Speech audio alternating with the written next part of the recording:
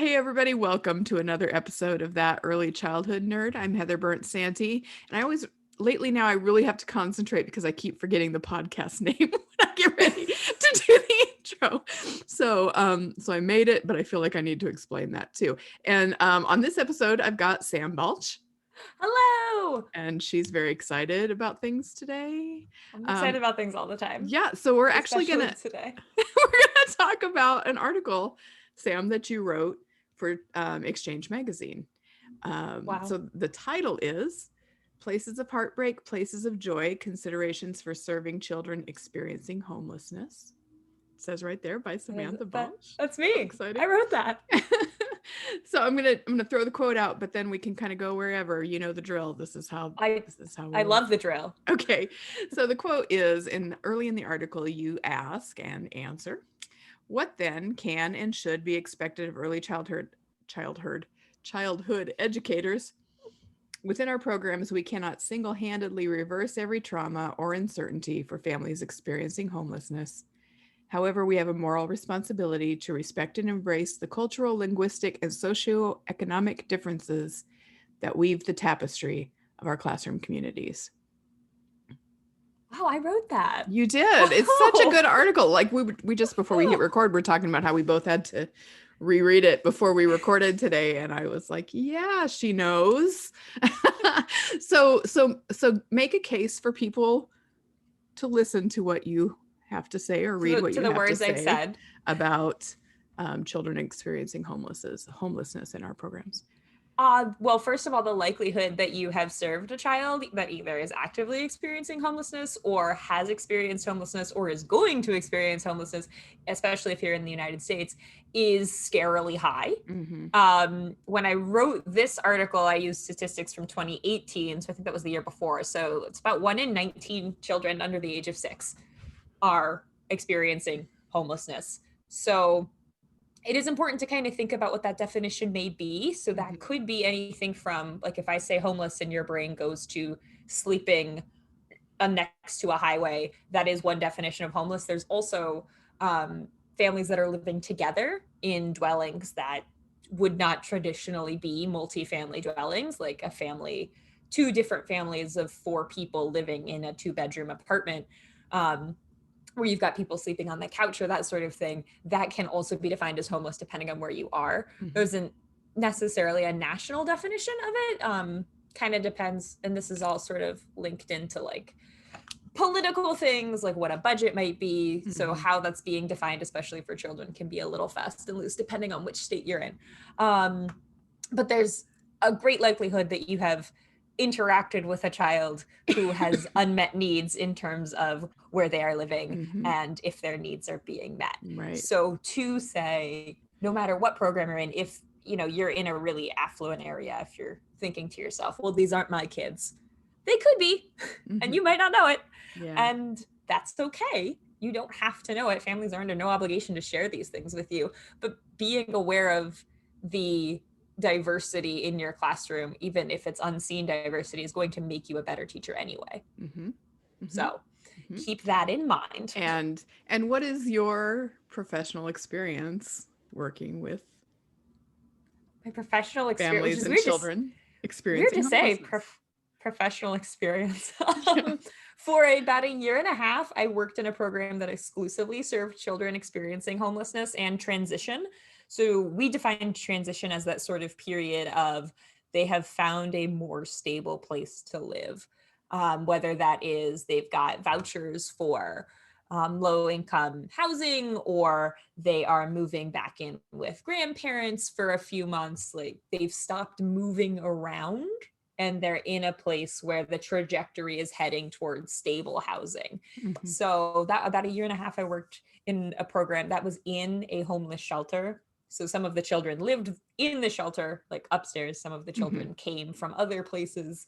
And then in other aspects of teaching, that I have worked with children who are in transitional periods of their life. Never quite like that program where it was exclusively children experiencing homelessness. Mm-hmm. It was 6, 7, 8 children in my classroom, all of which were in some degree of transition in their lives.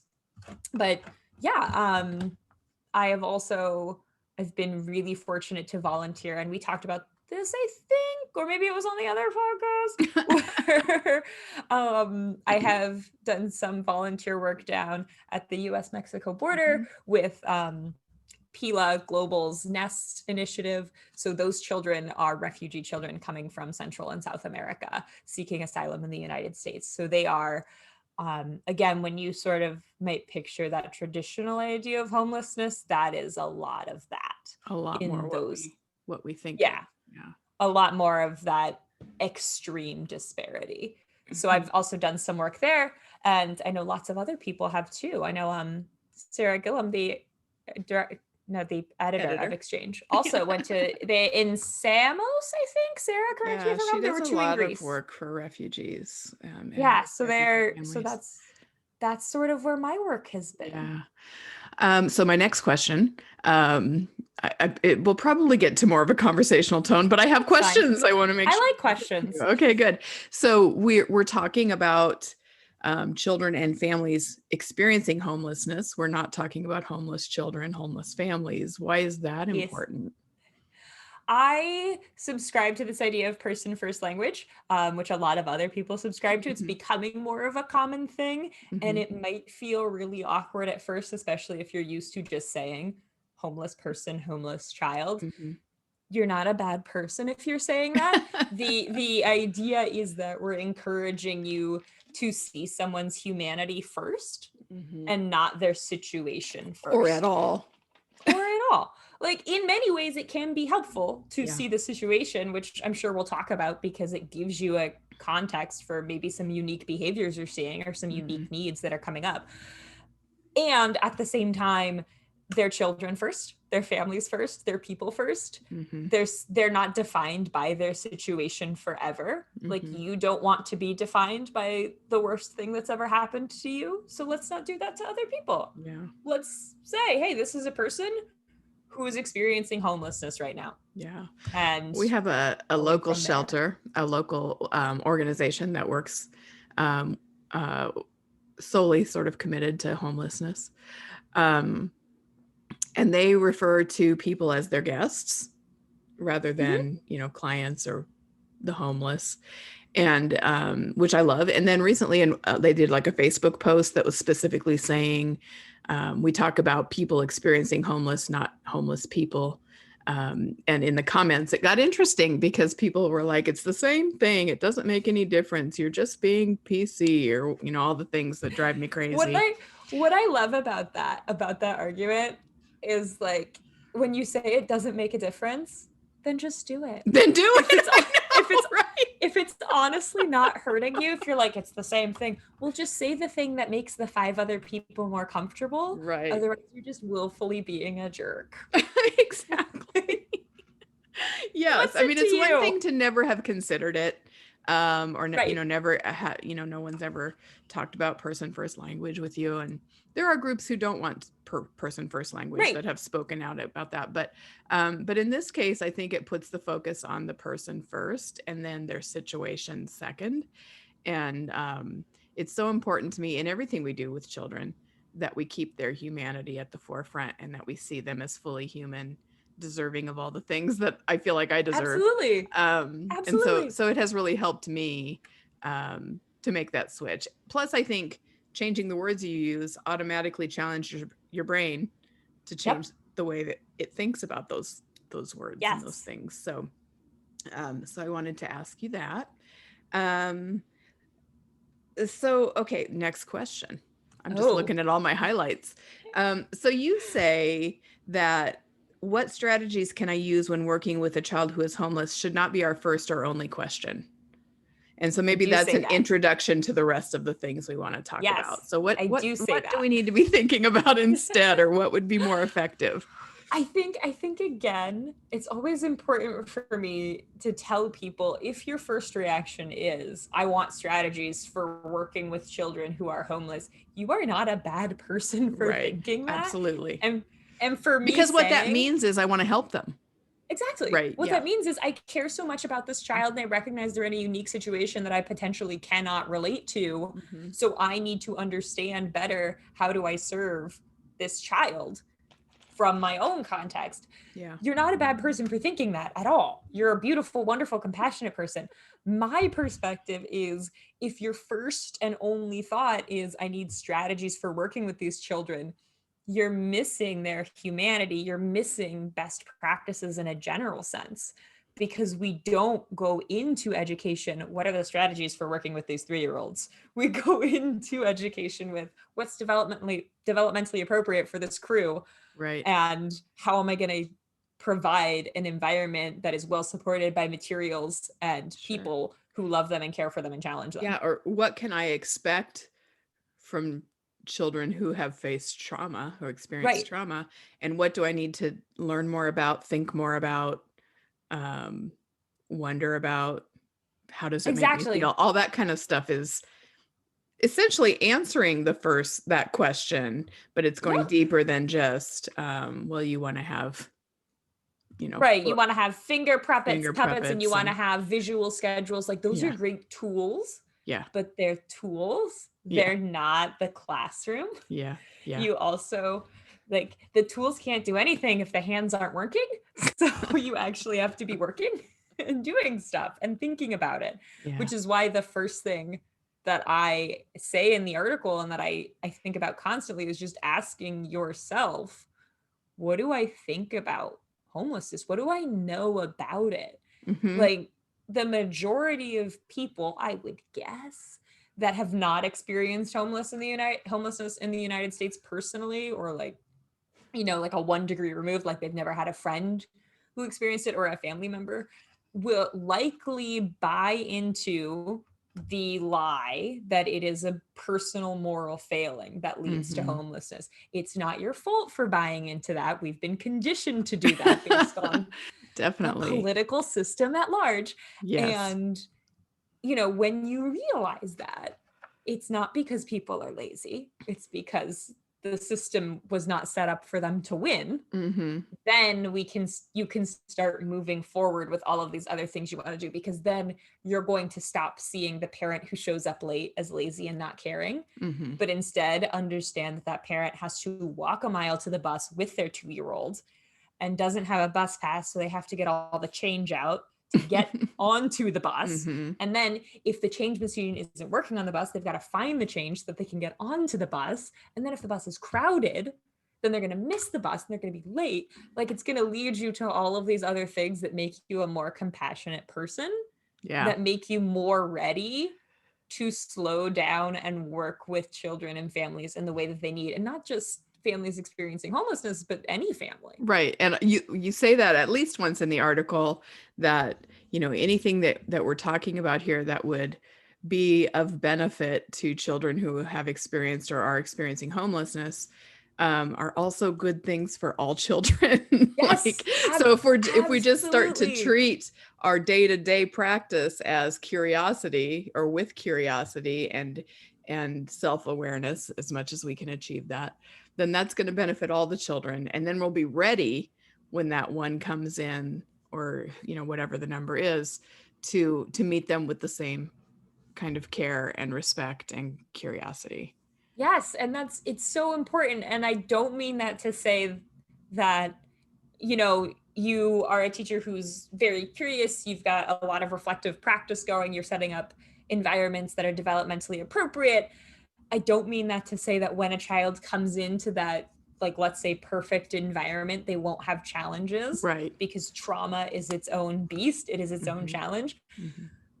And if you've removed all of these other barriers, you're going to be able to focus on the specific nuances of a child's situation Hmm. with much more ease and with much less frustration, Right. because you know that your environment is wonderful and beautiful for these children, and they're learning and growing every day, and they have opportunities to be social and to practice new skills and to take risks. And then you can say, okay, I'm noticing XYZ behaviors in this environment. What else might be at play here? Hmm. How else can I serve that child? Who else can I call on to help me in this time of need? Because no one should be asking you to fix it all yourself. You Hmm. can't do that, especially with something as complex as childhood trauma. Right. Please don't try and fix that. There are definite things that you can do that exacerbates the trauma, and things Yes. you can do to support a child who's experienced that, but that doesn't mean it's all on your shoulders to fix. No. Uh, so that's tricky. So you talked about in the article you give 3 sort of steps or 3 I do. Can you processes. tell that I was raised in the Protestant church? This is a very Presbyterian thing to do, where like your sermon has like 3 points. Yes. It's Or incredibly or high school Presbyterian. essays that taught you 3 paragraphs, The intro, 3 3 paragraphs. paragraphs, and You need conclusion. 3 reasons. I'm like, there we go. 1, 2, 3. Yep. So the first one's examine yourself. You kind of talked a little bit about that, and we're kind of in the middle of switch from judgment to curiosity now. Um, Yeah. so what in the article you give an example of a parent who's upset that a child's throwing a peach away. Yeah. So this is, I think, I all of the examples I use in the article are real. I like Mhm. changed some identifying features, Yeah. obviously. But that is one of my favorite anecdotes, because that was like such a light bulb moment for me in Mhm. understanding how this process plays out in Mhm. person. So the anecdote is this child, I think I named her Naomi in the article. Mhm. She's 2. She was eating an entire peach and it fell on the floor. And I said, "Oh, it fell on the floor. We got to throw it away now. Because I can give you another one, but we can't eat the one that fell on the floor." Yeah. And I think there was also like Play-Doh and stuff on the floor. It's like the end of the day snack. Things are gross. Things are gross. Things are gross. Now, at the same time that I'm telling her this, her mom comes into the room to sign her out.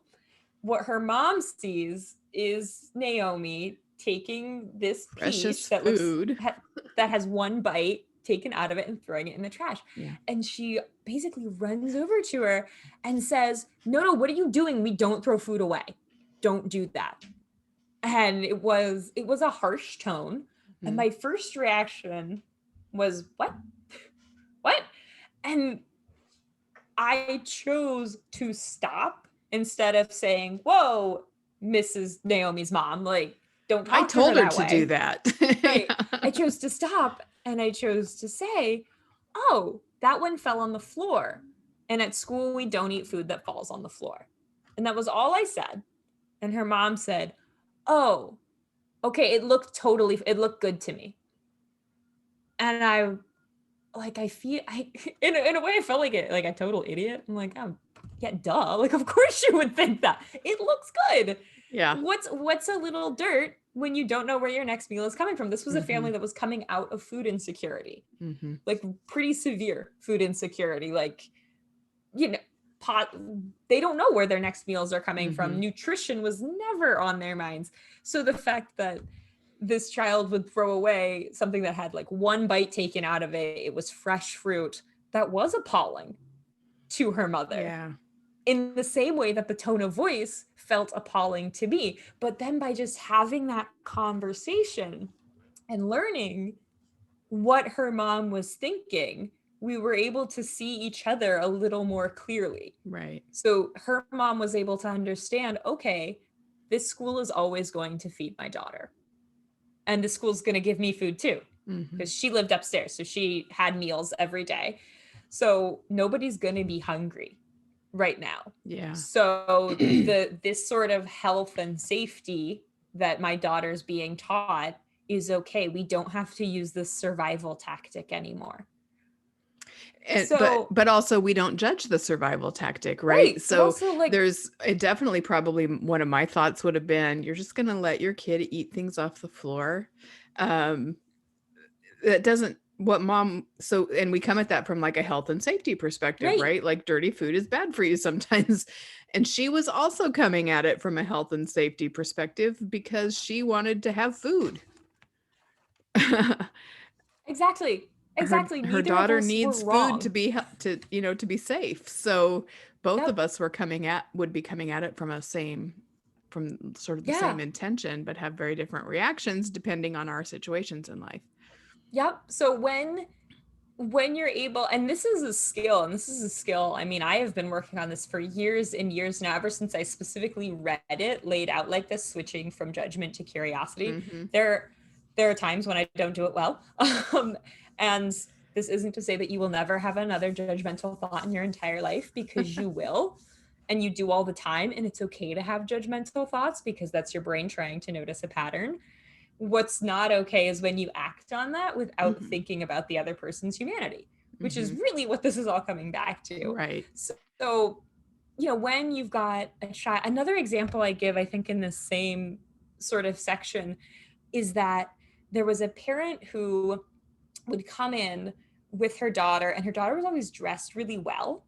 Like her hair was always done in these beautiful like pigtails or braids, and she tended to have newer looking clothes on almost every day. And this child loved to paint. This child painted all the time, and I love to paint, and I'm quite a messy person as well. So when the child wanted to put the paint all on their arms and feel it on their face, I'm like, sure, right. I've been we'll cheering wash it on. Yeah, we'll wash it off before you leave. But like, yeah, let's get to know that paint. How does that feel on your hands? How does it feel on the paper? Mom came in one day and said to me, don't let her get paint all over her clothes. And I started, I felt myself like getting puffed up with a little speech about why it's important for children to get messy. And like, I have quotes for this. And like how I'll do a whole bulletin board. Right? Like, I'll offer a child, like I can offer her a smock, but I'm not going to make her wear one, because I'm not going to like stifle her creative development like that, or whatever nonsense I was thinking in my brain.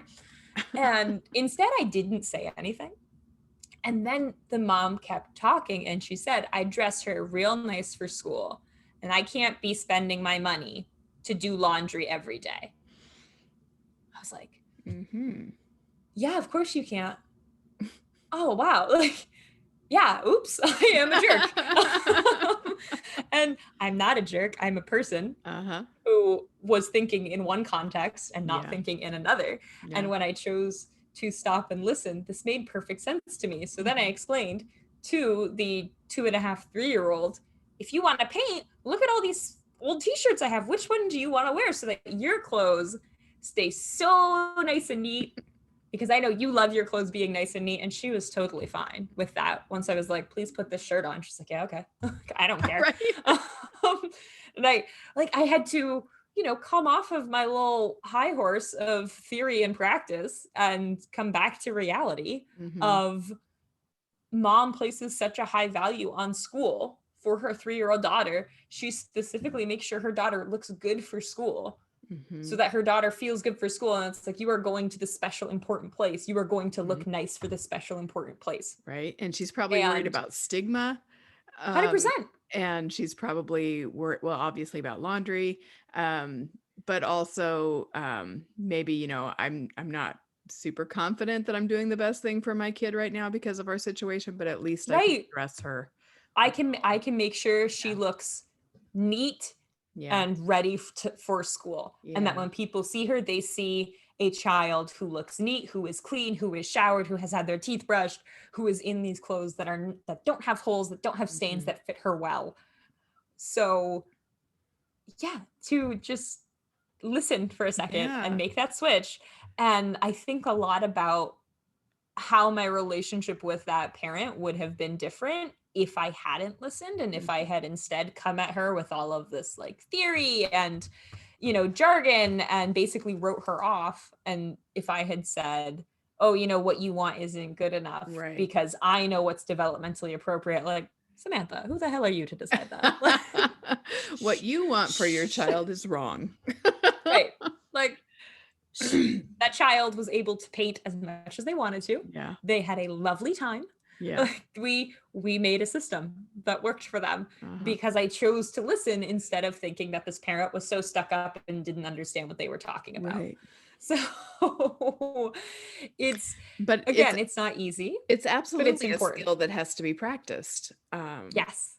Because I think part of a lot of our teacher training has been how to advocate for good practice and how to talk about the rationale for doing things the way you do them. And that's great. That is so important. Very important, but it can't be the only response you have to every parent comment or concern. Right. But also, you're going to get into reality And I mean, I see this across socioeconomic lines, but definitely with the children that I worked with in that very low income program, Mhm. especially with screen time. I see this a lot Oh, yeah. with like this, I can get on my high and mighty horse about how just handing your child your phone is passive screen time and that's not doing anything for them. And you need to be engaging your child in conversation and not just handing them a device so that they're Mhm. quiet. When you're at the WIC office, Yeah. you want your kid to be quiet. Mhm. Like, who am I to tell you that you can't let Right. your child watch Frozen for the third time Right. today? Right. Because you have appointments you need to get to at the housing office, Right. because you don't want them to be having a breakdown on the trolley because And you've already had a hard day. right. They're sitting for, public transportation everywhere they have to get to. And then they're sitting Right. through for appointments. And then they're sitting for. Nothing is made. They're not in environments that are made for them. Right. They haven't Yeah. had the chance to run around. You just have to get them from place to Yeah. place. Yeah. Give them the iPad. Like, I want you to be successful in a long-term way, which means that maybe in this short-term way, you're going to do things that I might originally say, no. Yeah. But it's gonna be okay. Like what I did have a parent tell me once, the only way their child will go to sleep is if they gave the child the iPad and they would watch like 2 hours of television and fall asleep watching the iPad. Me too. And I mean, I think that's such an important point. Heather, like think about what sometimes I scroll way too much. Yeah. I am guilty of that, and just because I am not poor doesn't mean that I deserve to do that. Right. Or that someone who is doesn't deserve Mhm. to do that. So whereas my first reaction might have been, whoa, that's not healthy brain That's a engagement. lot of screen. Yeah. My second reaction was, well, yeah, obviously. No one has taught you how to put a 2-year-old to bed, especially when this 2-year-old is very strong-willed and does not feel like listening to you, because this 2-year-old has no power anywhere else in their life. Right. So they are going to exert the power at bedtime. And you might be able to put me in this bed, but I can scream. And I can scream loud. Yeah. So if you don't want me to scream loud, you might as well hand me Mickey Mouse Clubhouse. So to see those things, like, again, it's not about me fixing all of those things, but I could always offer like, oh, so-and-so has, a little pamphlet about bedtime routines. Do you think you might want to take a look at that? Right. And if they say no, they say no. Yeah. And that's okay. Maybe I just leave it out one day. It's just nearby in case you want to take it, or in case you want to take a look at it. Maybe it just happens to be in the take-home folder on Friday. Yeah. You're not going to fix everything. You can offer tools, but yeah. 100%. But I think a lot of people get into this profession because they like being able to do a lot of things and have a lot of power, and there's nothing wrong with that. And I think a lot of people in this profession get really used to it. Yeah. And then we start to forget that we are not going to fix everyone's life all the time. Yeah. It's hard for nurturers to step back from that. Because you want to. And Yeah. I think that's one of the reasons why a lot of people, I think, are drawn to this work with children who are in really vulnerable situations, because you're the kind of person that cares so much about it, and you want to nurture it, and you want to fix it, and you believe that if I just keep working harder, if I keep finding these different resources, if I keep trying these new things, I'm gonna fix it all. And you are not, and that's okay. That doesn't define your worth as a person. This is something I had to work on in therapy a lot. Oh, nice. Okay. Yeah. Like, it doesn't define your worth. The things you've done during the day that have made the children feel safe and comfortable and happy are what have made a difference. And like, that is enough. Yeah. Yeah. You're never going to fix it all. And I feel like now, rereading this article, I really kind of wanted, if I was going to write it again, I would want to hit that home harder. You're never going to another fix article. Just do article number another 2. One. Just do it again. 3-year follow-up. There you go. So the last of the 3 is of your recommendations is to reflect on best practices. And we kind of talked a little bit about how what's good for, the children in this group is actually really good for probably all the children Yeah. in your group. But I wanted to just, I guess, invite you to talk more about that. What do you Yeah. mean? And so one of the things I do mention is, this idea that what's good for children at large is going to be good for children in certain subsects, Mm-hmm. like children who are experiencing homelessness. Mm-hmm. And at the same time, those children could and probably would likely benefit from some specialized things, Mm-hmm. like, for example, a lending closet of clothes. If Yeah. you just happen to have a whole bunch of clothes around, invite parents to take them. And you don't have to do this in a way where You it's, don't have to you know, say homeless, extra clothes right. for the homeless families. You don't have to write clothes for the poor. You don't have to, you can just say, hey, if anybody needs clothes, you can take them. Uh-huh. Like, feel free to take them. We have a lot. And hey, if you have anything your child's grown out of, feel free to put it in here. Yeah. We'll keep it going. If you have extra snack at the end of the day that legally you can't put back in the fridge, like, you can offer it to the children or the families as they're leaving. Mm-hmm. There are so many wonderful resources out there and trainings that you can take that might give you more of an understanding. I find local trainings are especially helpful because a lot of places will have really specific local histories about Uh-huh. why there might be certain populations in Sure. that area. And that can be really helpful in understanding, what services are going to be useful for the families that I'm serving. Yeah. Um, And yeah, learning about trauma and its effects on children and brain development and things like that. please do that. Yeah, please do it, but don't Please, assume that it's only poor kids who need it either. yeah, yeah. No, It, please. I feel like it needs to be more just ingrained in us as educators, like through our education yeah. training programs, this idea of trauma. Like, even my bachelor's was in elementary Mm-hmm. school. I don't think I really ever had a class that was only about, critical pieces of development, Right. like things that might have happened to children that will impact the way that they learn, that they see the world, that they interact with other people. Yeah. That they were maybe like one-off comments or one Yeah. chapter in a book Right. about, like, Yes, and exactly. This is some trauma kids are week. depressed. Yeah, this Right. module is trauma.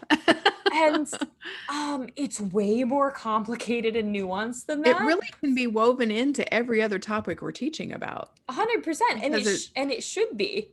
and some of the brain development research moves fast and it's hard to roll out, but that doesn't mean that we don't have a responsibility to seek it out, figure it out, find people to Right. listen to, find things to read, And once because again, no we know one's it's a asking you to reality. be perfect. Right. No one's asking you to be perfect at Right. it 100% of the time.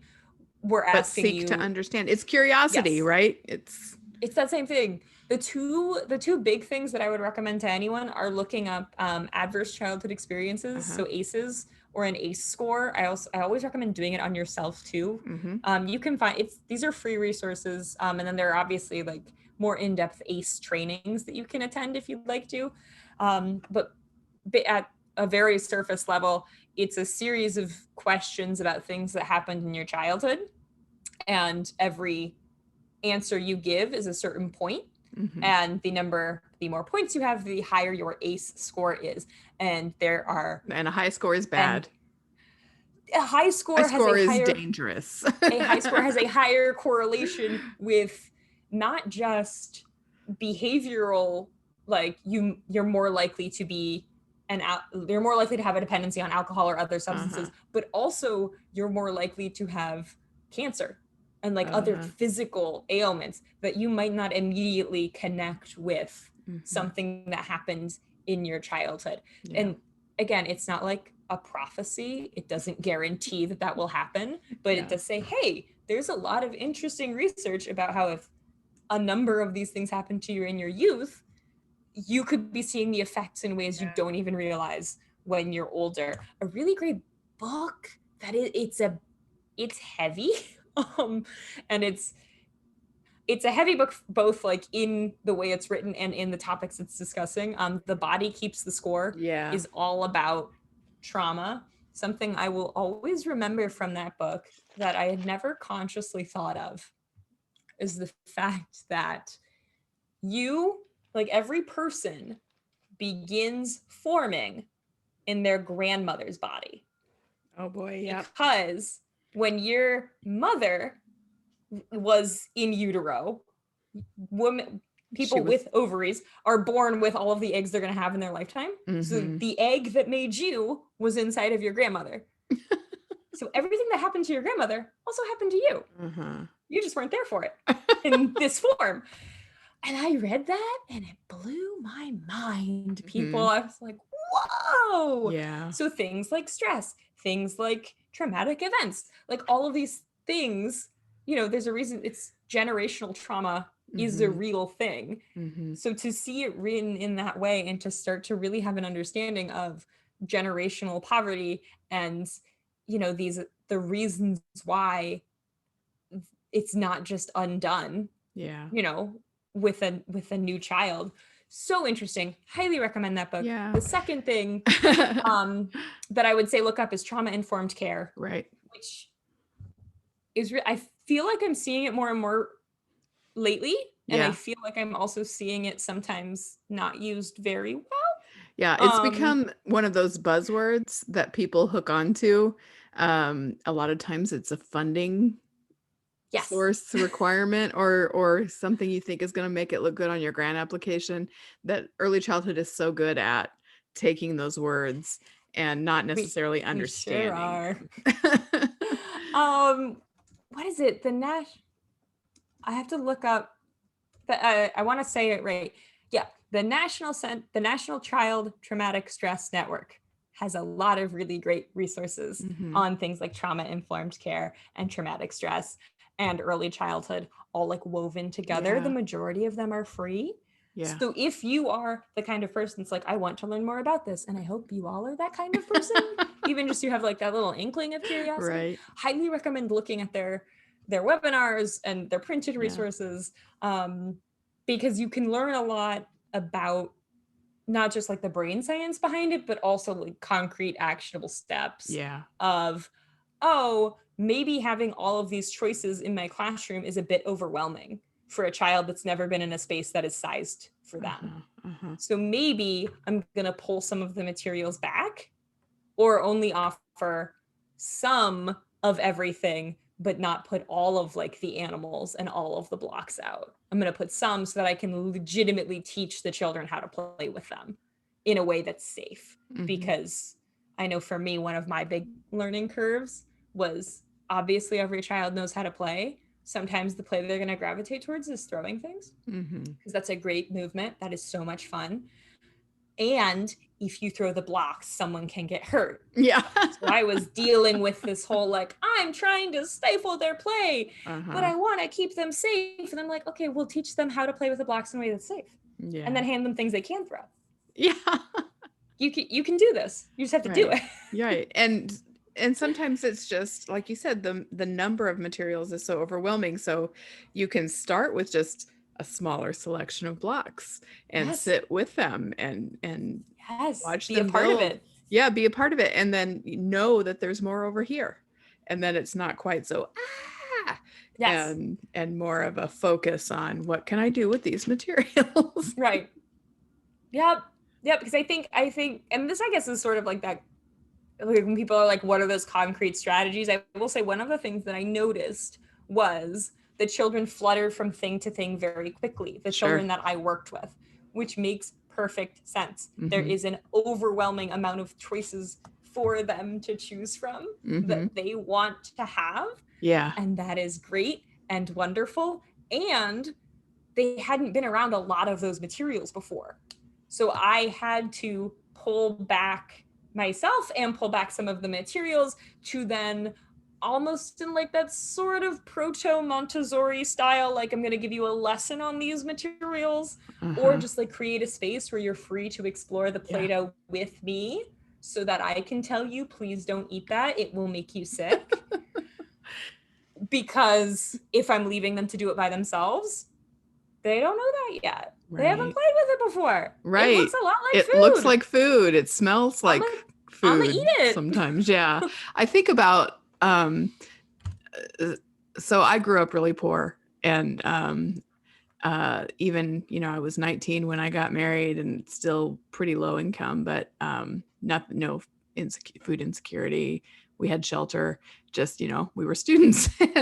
But I think about that first couple of years away from home and having choices over what I could do and get. And I remember the first time I got to like a real bookstore, and I had such a problem for a few years because every book I saw, I would be like, I will never have a chance again to get this book. I have to buy it now, and got myself into all kinds of credit card trouble.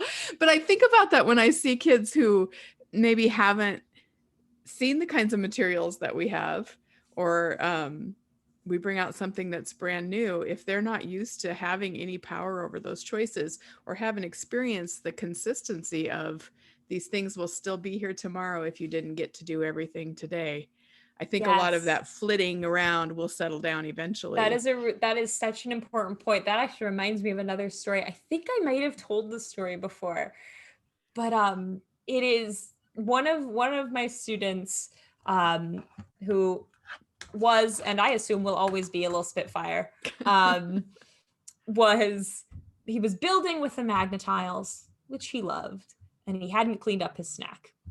There was about, I would say it was maybe 4 feet between the carpet and the table where he ate his snack. So in my brain, when I asked him, oh, can you take a break and go clean up the snack? This was no big deal. He did not want to. And he was ignoring me. He was telling me no. And I felt myself starting to get frustrated. Like, how dare you? Right. This is an easy request. And then I decided to stop that part of Samantha and get the other Samantha out who wanted to ask a question. And I thought, okay, what is my buddy thinking about right now? What's going on? Because they don't have the language to tell me what it is, even if they knew what it is. Yeah. Great. But he knows I am not getting up. I am building this castle. I have been working on this for 10 minutes now. You're not getting me out of here to throw away my cheese stick wrapper. Leave me alone. So I sat down next to him and I thought about it. And I was thinking, okay, maybe he just needs to know it's not going anywhere. Right. So I said, hey, I will sit right here and I will put my arms around it like this. And I will be the giant protecting this castle while you throw your trash away. So I won't let anybody else touch it and nobody's going to clean it up. And he got right up and he threw it away. He needed to know that the thing he was working on was not going to be cleaned up. And the more I thought about it, the more I realized so much of this child's day was things happening without them knowing. Right. They would come back and it would be, okay, we're leaving from either the library, or we're leaving from this place we're living right now, or we're leaving this restaurant. They were never consulted in these things. So to tell them, I'm not going to move this because you don't want it to be moved yet. I'm going to be here. It's going to be here and you can come back. I think that was exactly what they needed in that moment. And that continued to work for quite some time with like that strategy with that child of, oh, I'll watch it and I'll make sure it's safe. You go do the thing that we need you to do and I'll make sure this is safe. And, so like you said, this idea of, is this a permanent thing that I have right now, needed to be not just said, but expressed in a way that they could physically see it. And I was an adult still wondering if I'd ever have a chance to have this thing again, if I didn't get it right now. So you think about important. A 3-year-old, holy cow. Yeah. And I think for a lot of these, even, just in telling that story now, it's really making me think about how that was the environment I wanted to make for them every day, because there were cases when some of them just didn't come back ever. And, we would try to get a hold of them. We would use the numbers that we had and we wouldn't know where they went. Yeah. And so to make sure that in my classroom, they knew you have a space here and you are welcome here and I will keep your things safe and I will keep you safe and there is food to eat and there are choices to make, that was the most important part of the day to me. And sometimes donors would ask me about, they would ask me about other things. They would ask me about like numbers and letters and stuff. And absolutely, of course. No, I was in the toddler room the 2 and 3-year-olds. So I could always be like, well, really with our 2 and 3-year-olds, our biggest focus is getting them comfortable with each other and with the routines and all of these social emotional skills. So of course, we sing songs and we look at our names, which a lot of that I was like just saying to say to Yeah. them, Lisa Murphy's Language of Surely the they've Wolf. seen their names somewhere Right. while they're with you. You have different wolves in Yeah. nonprofit than you Yes, do like in definitely. big education. But I could learn the things that they wanted to hear about and then tell it to them. But the point of it for me was these children know they have somewhere safe to be. Right. And if they don't come back one day, they were safe and happy here. They had it that day. And For that the time goes that they back had. to what you were saying about you can't fix it all. You can't fix every problem. That may be discouraging, but while they're with you, there's so much that you can do There to is. support and help and foster and keep safe. Yeah. It's a tremendous responsibility, but also an honor to be able really to is. to have that space and to hold them in that space. And it's not a personal thing if something happens and you don't see the children again. I am now thinking of one instance. We had a set of twins who were there. They were there for about a month. And then one day they didn't come back. And then they weren't there the next day, and they weren't there the next day. And we would usually hold spaces for about a month to kind of see what would happen. Because sometimes people would be there and then come back. And, really our process with that was then having conversations with them, because we want them to know that, hey, we want to hold you accountable for not telling us where you were. But more importantly, were you safe? Were you fed? Is everything okay? So I distinctly remember, the twins did not come back. Never heard from them again. And I went to the library one day, and I am getting on the trolley. This is in San Diego. I'm getting on the trolley to come home from the library because it's getting dark. And I look across the train, and there is that whole family. Oh. And I see them and I wave to them, and they wave back, and they were getting off as I was getting on. There was no time for a conversation. Yeah. But the mom waves to me. She has the brightest smile on her face, and the door is closing, and all I can say is, it's so good to see you. Yeah. That's all that I had, because that's all that I cared about. Was I angry and annoyed and sad that they never contacted us and didn't tell us what happened? Yeah, of course. But in that moment, all I cared about was that family was together and they looked okay. I didn't know what was going on. I still don't know what's going on, but they looked okay. And that was enough at that moment. And that was really pivotal for me to realize, you're not fixing everything. But I know that that set of twins had a great month at school for the month they were there. And, that's all I could do. Yep. And I mean, that was a time when they were safe for that month. They were able to learn and socialize and experience safety and acceptance, and that's not wasted. A month is a long time. And it's not wasted. I know it's not wasted on their parents either. Right. I know that their parents saw that. I know that their parents appreciated that, and whatever circumstances led them to have to then leave so abruptly, I know that they still saw what happened there, and they saw the care and love that they deserve as people, like the children deserve and the families deserve. Right. Like this, that isn't out of the norm. That shouldn't be what's out of the norm. That should be the bare minimum for human beings. Right. But it is out of the norm. I mean, I've which is had enough experience with social service kinds of things as a kid and then as a young mom, to know that it's often very dehumanizing to go and get the help that's supposed to be there for you. And which is why I really want to hit home the whole, like what we talked about with like person first language, like find their humanity first. Yes.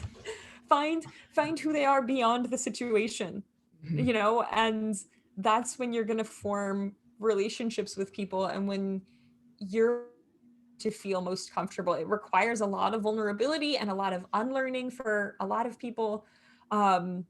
but at the end you serve so much more effectively when you're able to do that. And I titled the article about places of heartbreak and places of joy because that's what it is. I was just going to say the sort of last line of the article before a couple of anecdotes is, your journey will bring you to places of heartbreak and to places of joy. Expect and embrace them both. Yeah, like I just told a bunch of really bummer stories, and that's okay. There are things that are bummers, but I also have such wonderful, funny stories and such great uplifting stories. And if you're only thinking it's going to be doom and gloom and nothing's ever going to get better, it's going to be a really bad time. And if you're only thinking you're going to single-handedly help change everything and everyone's going to have such an incredible trajectory after meeting you and being in your classroom, you're going to have a bad time. Yeah. Like, it's going to be a wild dichotomy of both things. Right? And you're going to You've have got to to get live with those teacher is a savior movies out of your brain. Oh boy, please. Just where everything's fixed by the end of the movie. Right. Because no. It doesn't work that way. No, and again, therapy was really helpful for me. Like, if I would say for anybody, I mean, I think all teachers should maybe have somebody they talk to every now and then, because it's just a tough gig. Right. But especially if you work in a program that is serving a high proportion of children who are experiencing homelessness or have experienced trauma, please talk to professionals about it. Find other communities of care, because moral injury is I've heard it called compassion fatigue before. Right. I think but moral I have also injury is a little bit more effective and clearer. Yes. But yeah, I've heard compassion fatigue too. And that just makes it sound like, oh, we got tired of being nice. Exactly. But it's deeper. It's deeper. It's a moral injury, because I know for me, part of it that was so hard was like, oh my God, all of these people are out here living. And down the street, there are multi-million-dollar restaurant renovations. And even, I go home to a comfortable house and food in my pantry. Yep.